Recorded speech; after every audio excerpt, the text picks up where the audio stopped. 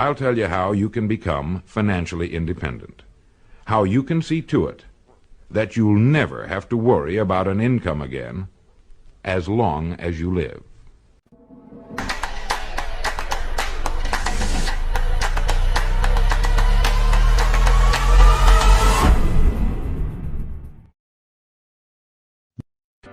Hello, this is Earl Nightingale, and I want to take just 13 minutes of your time to tell you about the most interesting and successful people in the world, the people who belong to the top 5%.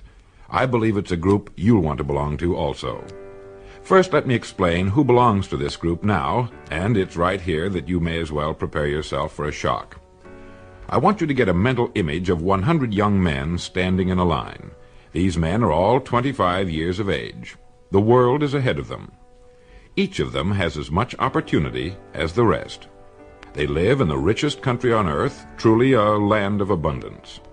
Now, answer this question. What will have happened to these 100 young men by the time they're 65 years of age? In other words, let's turn the clock ahead 40 years. What do you think will have happened to these 100 men who started even at age 25? It's interesting, isn't it? Well, here are the statistics. By the time they're 65, 1 will be rich. 4 will be independent for life. 5 will be working. 36 will be dead. 54 will be dependent. Let me repeat those figures so that you can get them firmly in your mind. 40 years after 100 young men start even at age 25, 1 is rich. 4 are independent. 5 will be working. And all the remaining survivors, 54, will be dependent on others or an agency for their support. So 5% makes the grade in life. This is the top 5%, and hence the title of this record. To ask you if you want to belong to the top 5% is really unnecessary. Of course you want to belong, and perhaps you already belong. When you discovered that only 5% of our people make the grade financially, were you shocked? You should have been, because this is really a serious indictment. Look at it this way. If you practiced playing the piano 8 hours a day, 40 hours a week, 50 weeks a year, for 40 years, I know you'll agree that you would be an accomplished pianist. Or what if you practiced anything, 8 hours a day, 5 days a week, 50 weeks a year for 40 years?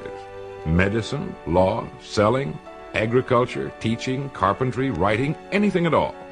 In 40 years, you can become an expert at anything, right? Of course.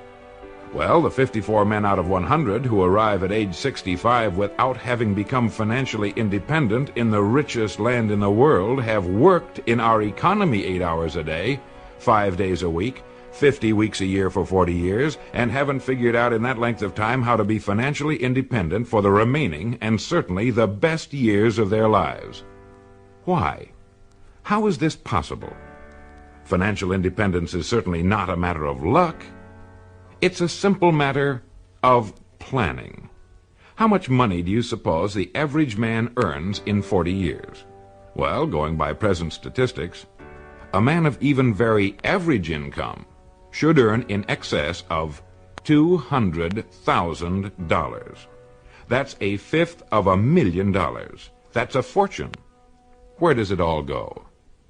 Well, while you're pondering this question, let me tell you what the experts say. They say that only 5% makes the grade because that's the group that does not conform. That's the group that does not follow the crowd. Let's take a quick look at conformity today and see what it can mean. If we conform, that is, if we act like everybody else, the odds are about 95 to 5 that we'll miss the boat too. Why do people conform? Well, not too long ago, the great Nobel Prize-winning Dr. Schweitzer was asked in London, "Doctor, what's wrong with men today?" And the great doctor replied, "Men simply don't think." And that's the answer. Men conform because it seems like the easy thing to do, and because they've been taught to conform. From the time they were born, all through school, they were told what to do. They wanted to be liked, to belong to the group. They dressed, played, and acted like the other children. They didn't want to be different because children are sometimes cruel, to those who are different. They spent, let's say, at least 18 years learning to conform to their group. Then came the service. Again, they were told what to do. Again, they must conform. Suddenly, a man is out of service, out of school, and on his own for the first time. Now, what's the most natural thing in the world to do? Right, it's to look around and see what the other fellows are doing. Since we've always been told what to do, why should we start thinking for ourselves at age 25? So he gets a job, and again looks around to see how the other fellows are doing their jobs. Now, since it seems to be a part of human nature to do no more than a person has to in order to get the weekly paycheck, again he conforms. Now, we know he has 40 years to become great at what he does. Plenty of time. But does he do it? Not if he follows the crowd. Not unless he decides to join the top 5%. If we follow the crowd, we haven't got a chance. If we think independently and follow our good ideas with action and stay with it, nothing in the world can keep us from succeeding. Now, if you don't mind turning this record over, I'll tell you how you can become financially independent. How you can see to it that you'll never have to worry about an income again as long as you live. Now let's look at the big picture calmly and analytically. Since statistics prove only 5% makes the grade financially, in a country where there's more than enough to go around, all the rest must be doing something wrong. And what do the leading educators and experts say is wrong with most people today? They just don't think for themselves. They simply do not look at life as a complete thing with a beginning, a middle, and an end. Well, it's obvious then that if we don't want to conform, because by conforming we miss the financial boat, we must think. We must think now, before it's too late. There are only two things that can contribute to financial success. The first is the work we do for a living, and the second is the amount of money we save, since it's only by saving money that it can be accumulated and put to work for us. You see, by logically following the whole thing through, step by step, we get rid of all confusion, doubt, and guesswork, and we're left with two jobs that anyone can handle. One, the work we do for a living, and two, the money we can save. Now let's take them in order. First, the job. Naturally, I have no way of knowing what it is you do for a living or what your circumstances happen to be. But more than 20 years of research have proved one thing. No matter what your job may be at this moment, it holds the key to your future. It contains the road to greatness if it's handled in a certain way. There's no such thing as a job that is not loaded with hidden opportunities. From checking hats to laying bricks, from working in a factory to selling shoes, whether you work for someone else or for yourself, there is hidden in your daily work more opportunity than you could develop in a lifetime, if you will look for it. How many ideas do you think you could get in a single day if you really started to think? 5, 20, 100? Well, have you ever stopped to think that one idea can make you rich? How do you think your job will be handled 10 years from now? Can you do it that way now?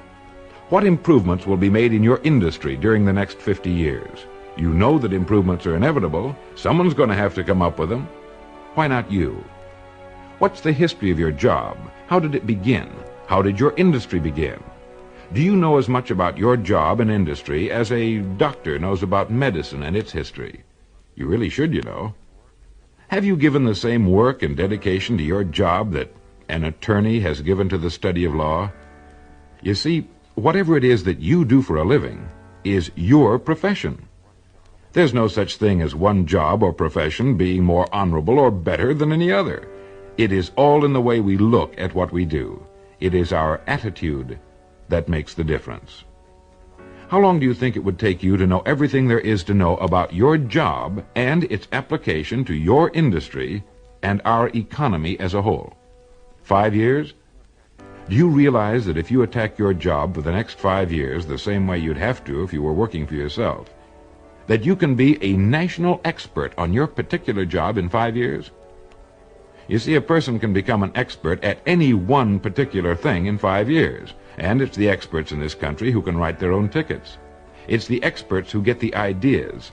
It's the experts who are constantly in demand, regardless of economic cycles. Your mind is a great and largely unexplored continent. You own it, and no one else can trespass upon it. We know it contains unbelievable riches, but they must be found, and there's only one way to explore and prospect the human mind. We must think.